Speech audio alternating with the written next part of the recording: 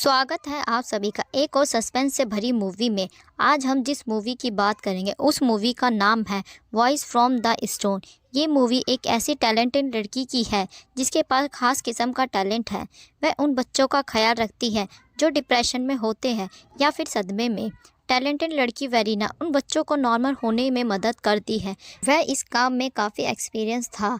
वह इस काम को इतने बेहतर तरीके से इसलिए कर पाती थी क्योंकि उसने अपनी लाइफ में अकेले रहकर गुजारी है।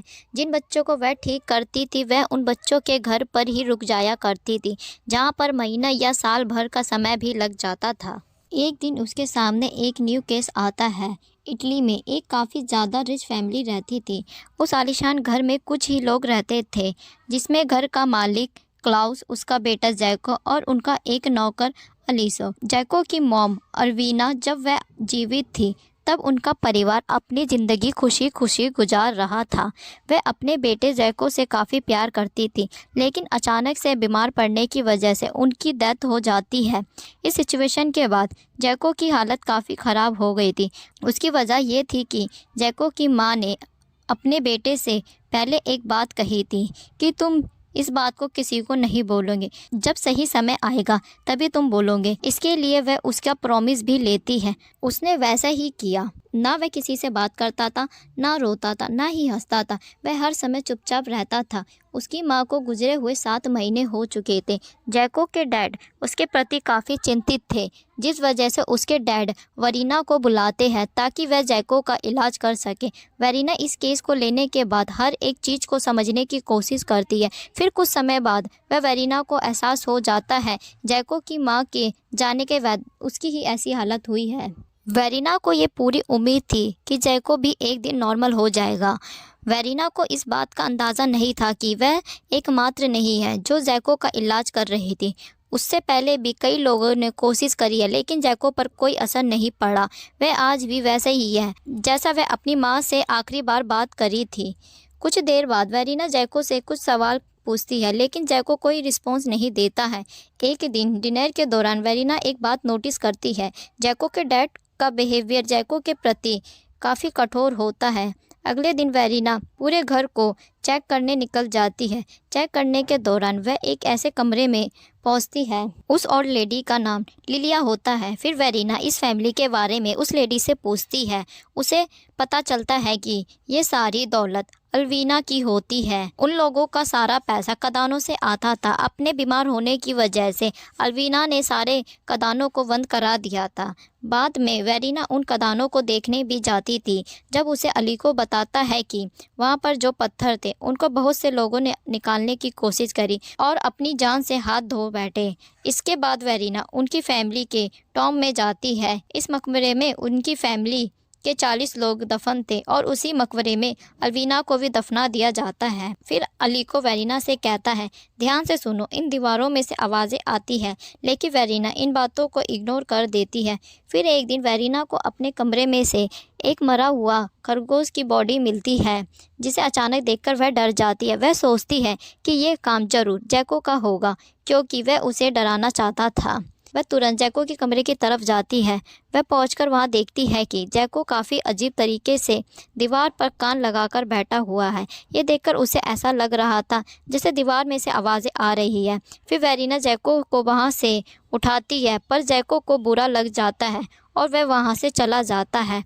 फिर वेरिना जैको के डैड से पूछती है, ये बात आपने मुझसे क्यों छुपा रखी थी। फिर वेरिना उन्हें एक सलाह देने की कोशिश करती है कि जैको को हॉस्पिटल में एडमिट करा दिया जाए, लेकिन उसके डैड इस बात से इनकार कर देते हैं। फिर वेरिना वहां से भी चली जाती है और वो सोचती है कि वह जैको का ट्रीटमेंट नहीं करेगी, लेकिन वहां किसी तरह से अपना डिसीजन चेंज कर लेती है और जैको के लिए वहाँ रुकने के लिए तैयार हो जाती है। अब वेरिना जैको से बहुत ही प्यार से बात करती है और मैक्सिमम टाइम उसी के ही साथ बिताती है। कभी कभी तो वह भी दीवारों पर कान लगाकर वहाँ से आती आवाज़ की सुनने की कोशिश करती है, लेकिन जैको को फिर भी कोई फ़र्क नहीं पड़ता है।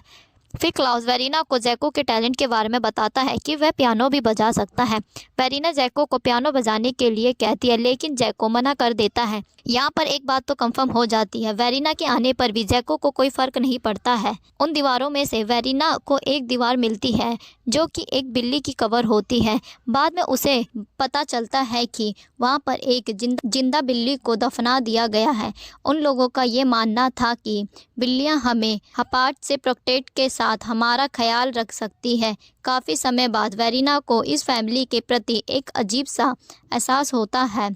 फिर एक दिन वेरिना की ड्रेस फट जाती है तो लिलिया उसे अल्वीना की ड्रेस पहना देती है, जिसे देखकर जैको के डैड काफ़ी नाराज़ हो जाते हैं। फिर उस ड्रेस को चेंज करने के लिए कहते हैं, लेकिन कुछ ही देर में वह उसे चेंज करने से मना कर देते हैं। वह नोटिस करता है कि उसकी बॉडी अल्वीना की जैसी है।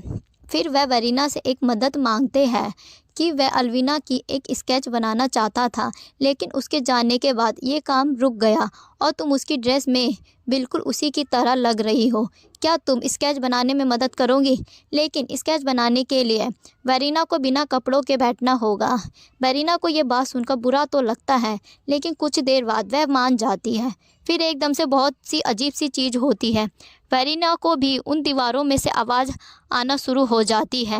वह आवाज़ों को किसी और की भी नहीं, जैको की मॉम की थी। फिर वेरिना अपना कंट्रोल खो देती है। दीवार में से आने वाली आवाज़ ने उनमें से एक बात कही थी, जो उसे काफ़ी देर बाद पता चलती है कि शायद उसे क्लाउस से प्यार हो गया है। वह ये बात क्लाउस से शेयर करती है, पर यह क्लाउस उसे डरा देता है। वह जैको का मानना था कि कोशिश करती थी कि अब उसे बोलना पड़ेगा। अगर उसने नहीं बोला तो उसे वापस भेज दिया जाएगा, लेकिन इन बातों का जैको पर कोई असर नहीं पड़ता और वह वहां से चला जाता है। अगले दिन वेरिना खुद को बीमार महसूस कर रही थी। वह काफ़ी डर जाती है। वह वहां से जा रही होती है, तभी क्लाउस उसे रास्ते में आ जाता है और उसे रोकने की कोशिश करता है। जब क्लाउस लिलिया के बारे में उससे पूछता है तो वह शॉक हो जाती है जब उसे पता चलता है कि 6 महीने पहले ही लिलिया मर चुकी है। ये सुनकर वह पहले से ज़्यादा डर जाती है और वहाँ से भागना शुरू कर देती है। काफ़ी कमज़ोर होने के कारण वह ठीक से चल भी नहीं पा रही थी। उसका पीछा अलीको कर रहा था। कुछ दूरी चलने के बाद ही वह बेहोश हो जाती है और फिर वह लोग उसे उठाकर घर ले आते हैं। फिर वह उसे उसी बेड पर लिटा देते हैं जिस बेड पर अल्वीना की डेथ हुई थी। वेरिना को शक होता है कि उन्होंने दौलत की लालच में आकर उन लोगों को मार दिया होगा और इसी दीवार के पीछे दफना दिया होगा। तभी इस दीवार से अजीब गरीब आवाज़ आती है। वह लोग ज़बरदस्ती वेरिना को दवाई देते हैं। फिर वह बेहोश हो जाती है। जब वह अपनी आंखें खोलती है तो वह अपने आप को एक दीवार में पाती है और क्लाउस उसे दफना रहा है। वेरिना के साथ अल्वीना की सोइल होती है। जब वह उसको आँख के ऊपर अपना हाथ फेरती है तब अचानक से वेरिना भी जाग जाती है और ख़ुद को बेड पर सही सलामत पाती है। उसका बिहेवियर से बिल्कुल नहीं लग रहा था कि वह वेरिना है।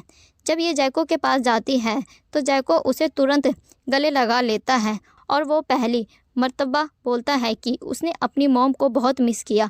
फिर वह तीनों खुशी खुशी अपने घर चले जाते हैं। फिर हमें दिखाया जाता है कि वेरिना पियानो बजा रही थी जबकि उसे पियानो बजाना नहीं आता था। इस मूवी में कई पैरानॉर्मल स्कैन है जिसमें से हमें एक दिखाया गया है और वह था लिलिया का घोस्ट, जो सिर्फ वेरिना को ही नज़र आता था। लेकिन हकीकत में वह लिलिया का घोस्ट नहीं था, बल्कि वह उस बिल्ली का घोस्ट था जिसे दीवार में जिंदा दफना दिया गया था। और इसकी यही वजह थी कि जब भी वेरिना लिलिया से बात करती थी तो वह मदहोश होना शुरू हो जाती थी, क्योंकि वह उसके जहन के कंट्रोल कर रही थी और इसी वजह से क्लाउस से प्यार हो गया था। अल्वीना की आत्मा भी उन दीवारों में थी जो जैको से बात करती थी। लिलिया चाहती थी कि अल्वीना की आत्मा भी वेरिना की आत्मा से ट्रांसफ़र कर दे, जिससे वह दोबारा इस दुनिया में आकर अपनी फैमिली के साथ रह सके। और इसी वजह के कारण जैको अपनी माँ को पहचान लेता है, क्योंकि मरते हुए उसकी माँ ने बताया था कि एक लेडी आएगी, वही तुम्हारे लिए ठीक वक्त होगा और तभी तुम्हें बोलना है। वेरिना उनका शिकार इसलिए बनी थी क्योंकि उसकी ज़िंदगी खुशहाल नहीं थी, लेकिन अब वह एक खुशहाल जीवन गुजार रही होती है और यहीं पर ये मूवी ख़त्म हो जाती है। मूवी का कौन सा पार्ट तुम्हें सबसे अच्छा लगा, ये बात हमें कमेंट में ज़रूर बताएं। मिलते हैं एक और सस्पेंस और रोमांचक मूवी के साथ।